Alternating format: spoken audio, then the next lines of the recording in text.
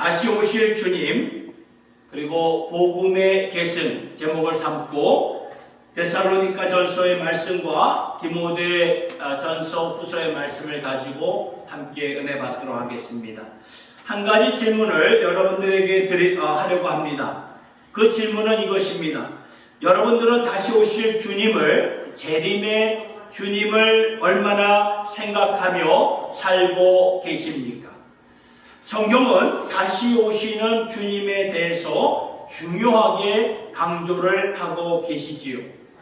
신약 성경의 제일 마지막 챕터가 뭐지요? 요한계시록의 말씀이죠. 그 요한계시록 말씀, 마지막 말씀 한번 보여주세요. 같이 한번 읽어볼까요? 아멘, 주 예수여 오시옵소서. 마지막 말씀이 바로 아멘, 주 예수여 오시옵소서. 그러니까 이 세상의 모든 것을 바라볼 때 우리의 진정한 소망은 주님께 있는 것이고, 주님이 다시 오셔서 주님 나라를 세우는 데 있다는 것입니다. 그리고 우리의 신앙 고백, 아까 우리가 조금 전에 고백했던 사도신경을 잘 생각해 볼 때, 사도신경은요 AD 400년쯤 되었을 때에 이 교부들이, 교회의 지도자들이 모여가지고 우리의 믿음의 그 코어 밸류가 무엇인가, 우리 믿음의 핵심이 무엇인가, 그 당시에 이교도들이, 그러니까 이단들이 일어났기 때문에 우리가 믿는 이 예수 그리스도의 복음은 무엇인가, 그래서 이 복음을 우리에게 설명해 주시기 위해서 사도신경을 우리에게 주셨고, 그래서 내가 믿는 예수는 바로 이러한 분이라고 고백을 하게 되는데요. 여기서 고백하고 있는 예수님에 대해서 우리 사도신경을 잘 생각해 보세요. 거기에 대해서 이렇게 나와 있어요. 우리가 믿는 예수님은, 좀 넘겨주세요. 우리가 믿는 예수님은 2000년 전에 성령으로 잉타하여 동정녀 마리아에게 나시고, 그 다음에 넘겨주세요. 그 다음에 본디오 빌라도에게 고난을 받고 십자가에 못 박혀 죽었습니다. 그리고 죽으신 지 약속하신 대로 사흘 만에 다시 살아나셨습니다. 그리고 살아나신 다음에 하늘에 오르사 하나님 우편에 앉아 계셔서 우리를 위해 중보하고 계시다가 끝으로 때가 되면 저리로서 산자와 죽은 자를 심판하러 다시 오실 주님이 되신다는 것입니다. 그러니까 우리가 예수를 믿는다고 하면서도 다시 오실 주님을 빼놓고 예수를 믿는다고 말할 수가 없다는 그 말씀이지요. 성경의 명확한 가르침은요, 예수님은 어떠한 분이시고 세상에서 어떻게 사셨고 어떻게 죽으셨고 어떻게 부활하셨다가 어떻게 다시 오셨는가, 여기까지 믿는 것이 우리의 진정한 믿음이라고 성경은 사도신경을 통해서 우리에게 이렇게 말씀해 주고 있습니다. 그래서 다시 묻겠습니다. 여러분들은 다시 오실 그 예수님에 대해서 얼마나 생각하며 살고 계시는지. 오늘 우리가 먼저 보고자 하는 데살로니가 전서와 이 데살로니가 후서의 말씀은 신약 성경의 13번째, 14번째의 책이 되는데, 이 두 권의 편지서를 통해서 하나님은요, 우리에게 예수 그리스도의 다시 오심을 명확하게 전해주시고 있으며, 또다시 오실 주님에 대해 올바른 지혜를 갖고 어떻게 살아야 되는가를 우리에게 말씀해 주시고 있는 것입니다. 여러분, 데살로니가 전서 말씀을 보면 1장부터 5장까지 각 장마다 다시 오실 주님에 대해서 이렇게 말씀하시는데요. 그리고 데살로니가 후서의 말씀도 사람들 가운데 다시 오실 예수님에 대한 오해가 있었어요. 오해가 있어가지고 이 말씀을 쓰게 된 것입니다. 그러니까 성도들은 예수님이 얼른 오셔서 우리를 영원히 살 수 있도록 인도해 주실 줄 알았는데, 아니 왜 예수님이 아직 오시지 않는가 곧 오신다고 말씀하셨는데 이게 뭐지 하면서 이 데살로니가 성도들이 회의에 빠지고 슬픔에 빠졌던 것입니다. 이때 사도 바울이 말합니다. 13절 한번 보여주세요. 13절에 형제들아 자는 자들에 관하여는 너희가 알지 못함을 우리가 원하지 아니하노니 이는 소망 없는 다른 이와 같이 슬퍼하지 않게 하려 함이라. 이 말은 그러니까 너희들은 지금 오해를 하고 있는 것이다. 세상에 소망이 없는 사람들과 같이 슬퍼하지 말아라. 우리가 슬퍼할 이유가 조금도 없다. 그러면서 그 이유를 우리에게 말씀해 주셨는데 14절의 말씀을 보면은 우리가 예수께서 죽으셨다가 다시 살아나심을 믿을진대 이와 같이 예수 안에 있는 자들도 하나님이 그와 함께 데리고 오시리라. 그러니까 예수님이 죽으셨다가 다시 부활하셨다는 거예요. 이것은요 육신적인 부활을 가리키는 것입니다. 제자들이 직접 보고 만질 수 있는 육신적인 부활을 예수님께서 하셨기 때문에 예수 안에 있는 우리 모두가 이제 주 안에서 죽은 자들도 그리고 살아있는 자들도 육신적으로 부활하게 된다 그 말씀입니다. 그러니까 영적인 몸을 가지고 영광스러운 몸으로 부활하게 된다 이 말씀이죠. 그러니까 예수님이 다시 오시기 전에 죽은 자들이 있습니다. 아주 어마어마하죠. 먼저 세상을 떠난 소천하신 우리의 부모님들, 가족들이나 친지들을 생각해 볼 때 그들의 영혼은 지금 어디에 있습니까? 어디에 있죠? 천국에 있죠. 천국에 가 있다면 예수님이 다시 오시게 되는 그날에는 다 부활하게 된다는 것입니다. 그런데 이 부활의 순서가 어떻게 되는가? 이 말씀을 보니까 데살로니가 그 전서 1장 그 4절에서 13절에서 15절부터 18절까지의 말씀을 한번 보도록 하겠습니다. 우리가 주의 말씀으로 너희에게 이것을 말하노니 주께서 강림하실 때까지 우리 살아 남아있는 자도 자는 자보다 결코 앞서지 못하리라. 왜냐하면 16절 보세요.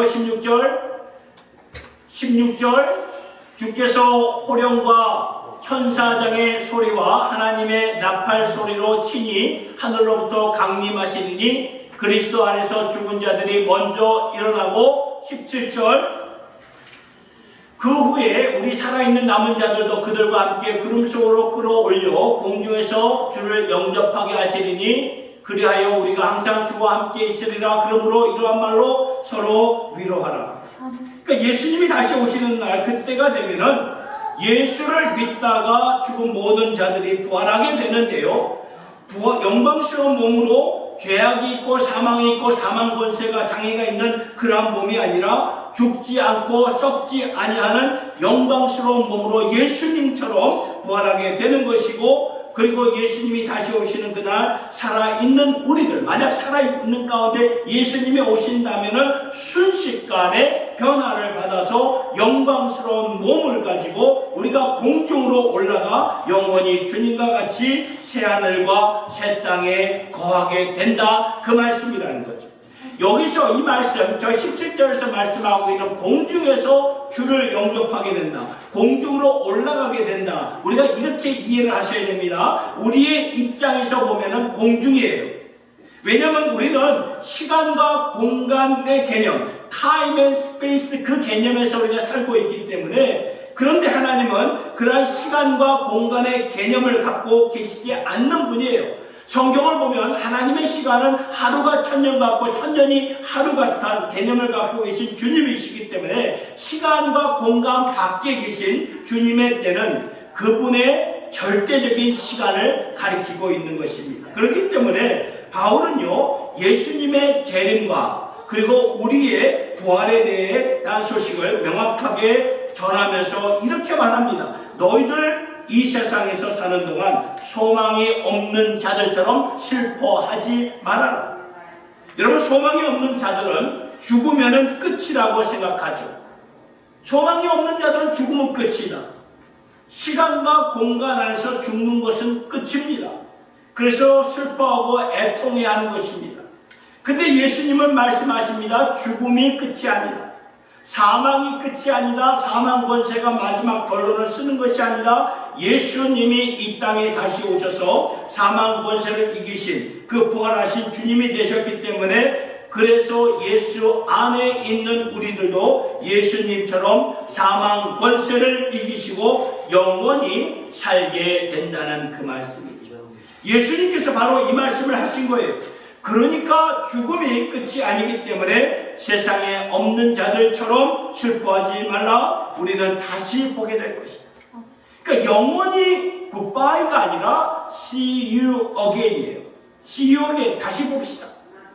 물론 먼저 간 분들을 주 안에서 보내드리고 슬픔이 있겠지만 세상에 소망이 없는 자들처럼 슬퍼하는 것이 아니라 슬픈 가운데서도 천국의 소망을 갖고 살다가 언젠가 부활한 몸으로 다시 만나게 되어 주님과 함께 영원히 살게 된다는 그 말씀이죠. 여러분, 이건 정말 중요한 말씀입니다. 성경은 우리에게 eternal life, 영원한 삶을 우리에게 말씀하셨어요. 영원한 삶이 진짜다.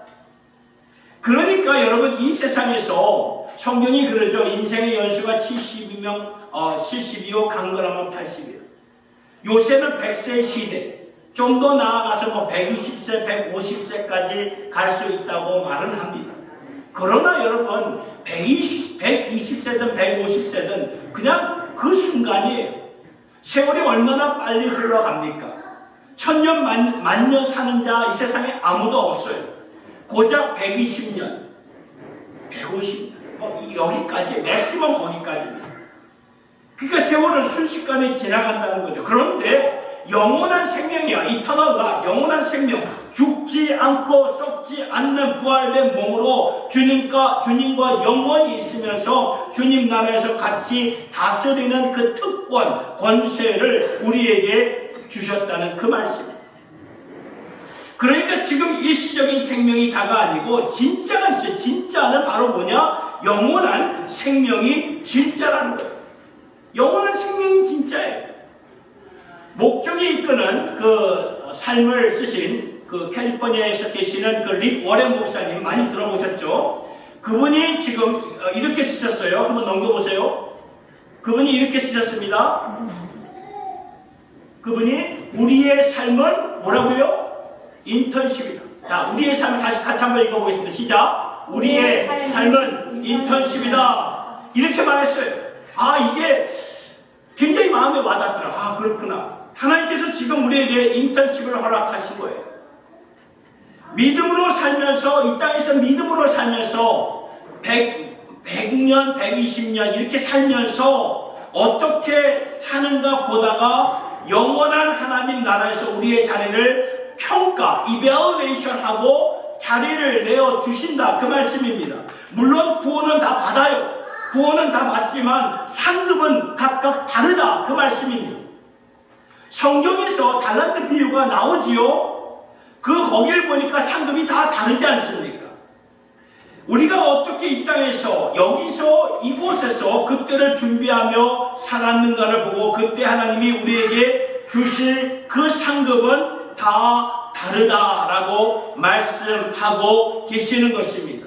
그러니까 그 상급을 우리가 어떻게 이해를 해야 하냐 하면은 우리에게 주어진 그 위치와 사명이 무엇인가?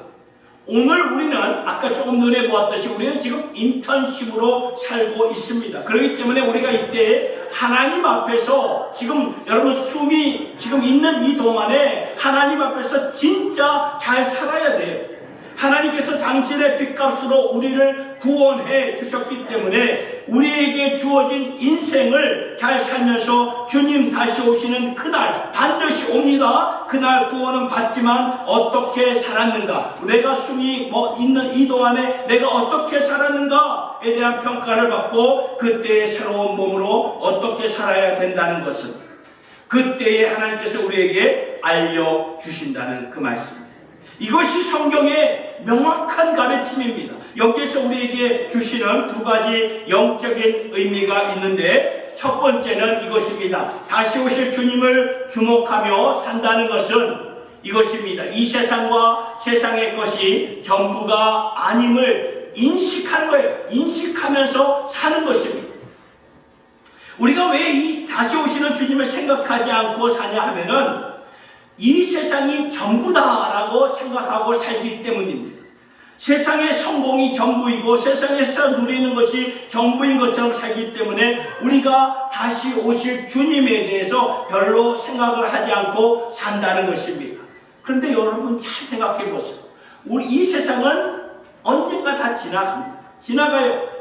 진짜 세상이 기다리고 있습니다. 여러분 이게 마음에 와 닿으셔야 돼요. 진짜 세상이 지금 기다리고 있습니다. 우리가 살고 있는 이 세상은 인턴십이에요. 인턴십. 그때를 위해서 지금 우리의 삶은 인턴십이에요. 성경을 보니까 욥기 1장 21절의 말씀, 욥기 1장 21절의 말씀 뭐죠? 우리가 적신으로 넘겨주세요. 우리가 적신으로 와서 적신 못해 적신이 나와서 또 적신이 그리로 돌아갈지. 적신이 뭐예요? 알몸입니다. 우리가 알몸으로 왔다가 알몸으로 돌아간다 그 말 아닙니까? 벌거벗고 왔다가 벌거벗고 간다. 세상에 왔다가 가는 것 아무것도 없습니다. 죽을 때 입는 여러분들 수의를 한번 보세요. 수의를. 거기에 주머니가 있습니까? 없습니다. 갖고 가는 것 아무것도 없어요. 죽을 때 그렇기 때문에 흙으로 왔다가 흙으로 돌아가는 것이 모든 생명의 원칙이라고 성경은 말하고 있죠. 그렇기 때문에 다시 오실 주님을 주목하며 산다는 것은 우리 믿음의 핵심 교리가 된다는 것 중에 하나죠. 그렇다면 이 세상의 전부가 아니라는 것을 우리가 항상 뭘 하든지 인식하면서 살아야 된다는 거죠. 그래서 예수님이 뭐라고 말씀하셨습니까? 마태복음 6장 33절의 말씀 한번 보여주세요. 너희는 먼저 그의 나라와 그의 의를 구하라. 그리하면 이 모든 것을 너희에게 더하시리라. 그렇죠? 먼저 구할 것이 있다는 거죠. 세상에 구할 것 구하다가 먼저 구할 것 놓쳐버린다는 것입니다. 세상에서 붙잡을 것 붙잡다가 놓쳐버린다는 거, 진짜 붙잡아야 될 것을 놓쳐버리고 만다는 거예요. 이렇게 우리가 살아갈 수 있다는 거예요. 구원은 받았는지 모르겠지만 그렇게 살지 말라는 거죠. 먼저 그의 나라와 그의 의를 구하라. 영원한 것을 구하라. 성경에서 대표적으로 누가 이렇게 살았습니까? 모세가 이렇게 살았지요. 그는 그리스도의 영광을 위해서 그리스도의 사람들과 함께 고난받는 것을 애굽의 보화보다 더 귀하게 여겨주셨다는 것이에요. 그래서 히브리서 11장 24절 25절의 말씀 한번 보여주세요. 이 말씀을 보면 그 당시의 애굽은요, 애굽의 보화는 세상의 모든 것이었어요. 이 히브리서의 기자가 모세를 가지고 이렇게 말했죠. 그렇죠? 모세는 장성의 바로의 공주의 아들, 그러니까 바로의 공주의 아들, 애굽의 모든 것을 가질 수 있는 그 특권 아닙니까? 그것을 거절하고 도리어 하나님의 백성과 함께 고난받기를 잠시 죄악의 낙을 누리는 것보다 더 좋아했다. 더 좋아했어.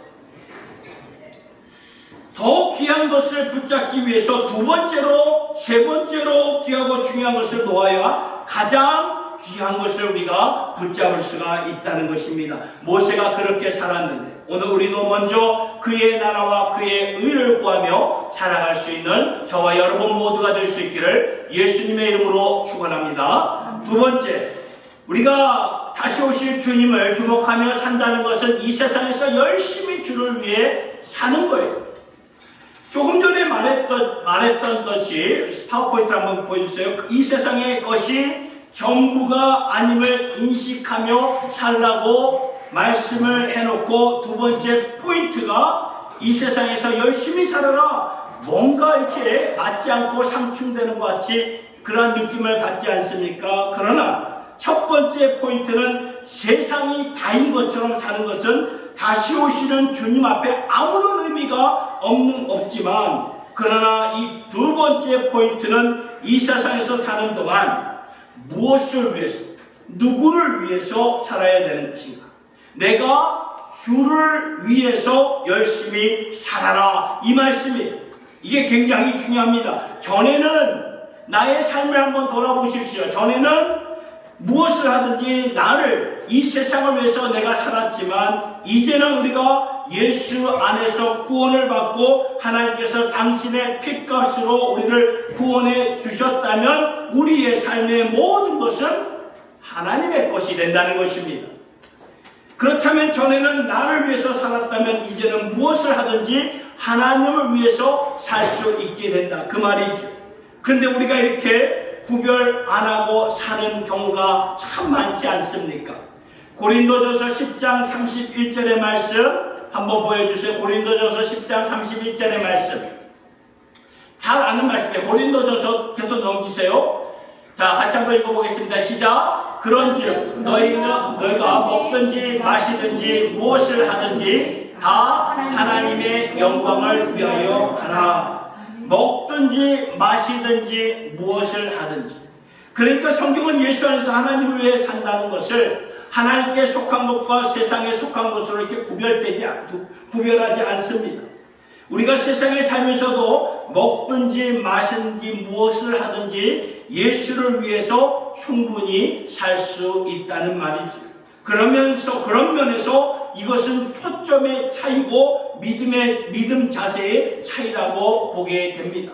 전에는 우리의 초점이 어디에 가 있었습니까? 세상에 가 있었고 나 중심이었고 내가 세상을 즐기며 누리며 성공하며 만끽하며 사는 것이 우리의 초점이었는데 이제는 다시 오시는 그러한 주님 앞에 이러한 것들을 생각해 보면 우리가 나를 위해서 살아간다는 것이 무슨 의미가 있겠습니까? 다시 오실 주님 앞에서. 그래서 두 번째 포인트의 초점은 주님께로 가 있는 거죠. 내가 살든지 죽든지 먹든지 마시든지 간에 다 누구를 위해서? 주를 위해서 살아야 된다는 것입니다. 여러분, 미켈란젤로가 시스티나 성당에서 최후의 심판의 그림을 그려, 여러분 다 아시는 그림입니다. 하나님께서 그에게 영감을 주셔가지고 그렸는데 이 그림이 아직 여기 안 있으면 대면을 한번 켜주시고, 여러분 아실 거예요. 그 어마어마한 성전에 그림을 이렇게 그렸어요. 너무나 열심히 그림을 그리니까 그의 제자 중 한 사람이 말합니다. 선생님, 여기는 사람들이 오지 않을 것 같은 이 구석진 곳에 왜 그렇게 열심히 그림을 그린, 이 어마어마한 성전이거든요. 이 모든 이 그림을 미켈란젤로가 다 그린 거예요. 그런데 한 구석에서 그림을 그리다가, 그러니까 제자가 그런 거, 왜 여기서 이렇게 그리니까 사람도 오지 않는 곳에. 그러니까 이 미켈란젤로가의 대답이 무엇입니까? 하나님이 보시고 있지 않아요. 하나님이 보시고 있지 않아요. 내가 하는 일을 사람들이 와서 보지 않겠지만 내가 하는 일을 하나님은 보신다. 나는 하나님의 영광을 위한 것이다. 굉장히 의미심장한 말을 했던 것입니다. 그렇습니다. 충분히 나의 영광 세상을 위해서 그릴 수 있지만 그것은 지나가요. 언젠가는 지나갑니다. 그런데 우리가 하나님의 영광을 위해 그린다는 것은 영원한 거예요. 이터널한 그러한 삶이죠. 우리가 믿음으로 말미암아 구원은 받았어요. 구원은 받았지만 우리가 이 땅, 지금 숨이 지금 숨 쉬고 있는 지금 이곳에서 사는 동안 어떻게 살았는가, 이밸리에이션, 평가를 하신다는 거예요. 그래서 달란트 비유가 중요하다는 것입니다. 하나님이 내게 주신 달란트를 가지고, 그 달란트가 재물이라면 그 재물을 가지고 내가 지금 어떻게 살고 있는 것인가? 하나님께서 내게 건강을 주셨다면 그 건강을 가지고 내가 지금 어떻게 살고 있는가? 여러분, 세상의 모든 사람들이 건강하지 않아요. 건강하지 않습니다. 건강하지 않는 사람들 참 많아요.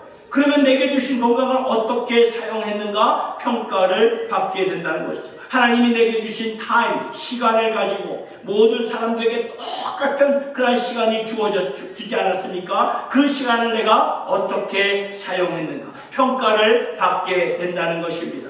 우리는 지금 다시 말씀드리지만 인턴십의 삶을 살아가고 있는 것입니다. 그러니까 우리가 지금 다시 오시는 주님을 기억하면서 그때 오셔서 영원히 펼쳐질 그 나라를 바라보면서 내 몸이 다시 살아서 내 몸이 다시 산다는 것을 믿는다고 우리가 사도신경을 고백할 때마다 입술로 고백하지 않습니까? 그러면 그때의 나의 위치는 오늘 내가 어떻게 사는가에 따라서 결정이 된다는 것입니다. 이 사실을 분명하게 우리가 가슴판에 새기면서 산다면 우리는 우리의 삶을 내 마음대로, 내 멋대로, 내 생각대로 정욕을 추구하며 함부로 살지 않게 된다는 그 말이죠. 시간을 낭비하면서 살지 않게 됩니다. 나를 위해서 쌓아놓고 살지 않게 됩니다. 왜 그럴까요? 어차피 이 땅에서 아무것 갖고 가지 못하는 것입니다.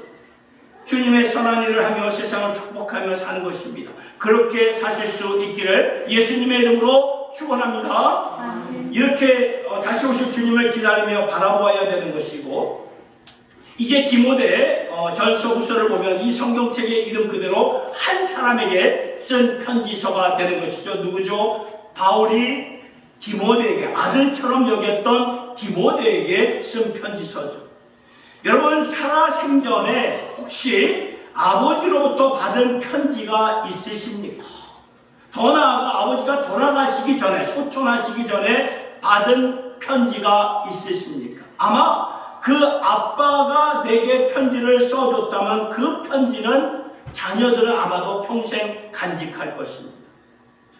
오늘 말씀을 준비하면서 이렇게 신앙의 서적을, 제 방에 그 목회실에 있는 신앙의 서적을 이렇게 찾다가 뭔가 이렇게 그 말씀을 준비하다가 그 책을 여는데 뭐가 하나가 툭 떨어지는 거예요. 보았더니 아버지가 살아생전에 그 책을 읽으시다가 감명 깊었던 그 글들을 이렇게 메모해서 적어놓던 것이 그냥 떨어졌던 것입니다. 제가 그 아버지의 그 주소 보니까 아버지의 친필이었어요. 그걸 보면서 야, 이거 내가 끝까지 소중하게 간직해야 되겠구나. 그런 참 마음을 참 이렇게 느끼게 되었는데, 바울이 지금 그러한 심정을 가지고 디모데에게 편지를 썼던 것이죠. 디모데는 바울에게 있어서 아들과 같은 존재. 그래서 디모데전서 1장 2절의 말씀, 그리고 디모데후서 1장 2절의 말씀 이렇게 써요. 믿음 안에서 참 아들 된 디모데에게 편지하는, 사랑하는 아들 디모데에게 편지하는. 그렇죠?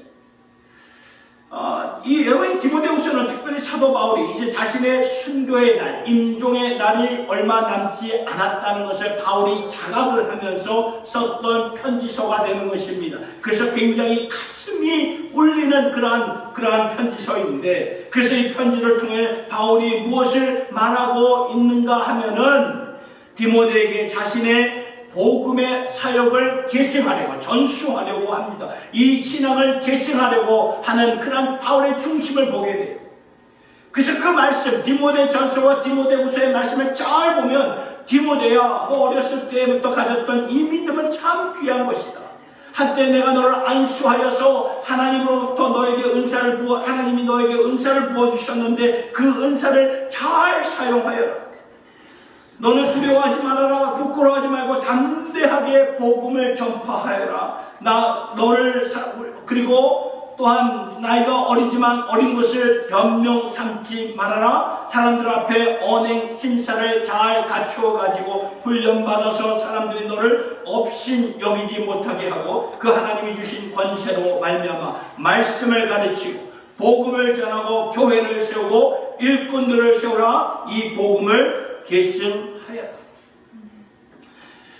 저는 이 편지서를 보면서 오늘 이 자리에 나온 우리들에게 이 신앙 복음을 전수하기에 참 필요한 말씀이 무엇일까 참 묵상하면서 말씀을 준비하는 가운데 파워포인트 한번 넘겨주세요. 이겁니다. 대가를 치르는 믿음을 가져야 되겠구나. 대가를 치르는 믿음이 필요한 거예요. 여러분, 대가를 치르는 믿음은 우리는 우리 자녀들에게 또는 우리 손주들에게 우리 믿음을 계승시키려고, 전수하려고 우리가 기도하고 있지 않습니까? 그래서 예수 믿는 부모로서 내 자식이, 자녀가 예수 잘 믿게 해달라고 기도 안 하는 부모 어디에 있습니까? 내 손주들이 예수 잘 믿게 해달라고 기도 안 하는 조부모가 어디에 있겠습니까? 그렇다면 이 복음의 전수와 이 신앙의 계승을 과연 어떻게 이루어가야 되겠습니까? 예수 믿으면 잘 되더라. 예수 믿으면 성공하더라. 잘 살더라. 이것으로 과연 이 신앙의 계승이 복음의 전수가 될까요? 아니요. 한계가 있습니다. 리밋이 있습니다. 예수 안 믿어도 성공하는 사례가 많습니다. 그렇다면 우리의 자녀들 마음속에 우리 부모님의 믿음은 내가 반드시 이어가야 할 믿음이구나. 우리 자녀들이 확신과 그 믿음을 갖기 위해서 과연 무엇이 필요한 것일까요? 바로 저거예요. 대가를 치르는 믿음이 필요하다는 것입니다. 그래서 예수 믿는, 그래서 여러분 이거예요. 대가를, 자식들이 부모를 보니까 대가를 치르면서 이 믿음을 간직하는 거예요. 그러니까 자녀들 마음속에 야, 저것은 진짜 믿음이구나. 세상에서 돈 주고 살 수 없는 믿음이구나 하면서 자녀들의 마음이 열린다는 것입니다. 디모데후서 1장 8절의 말씀을 보세요.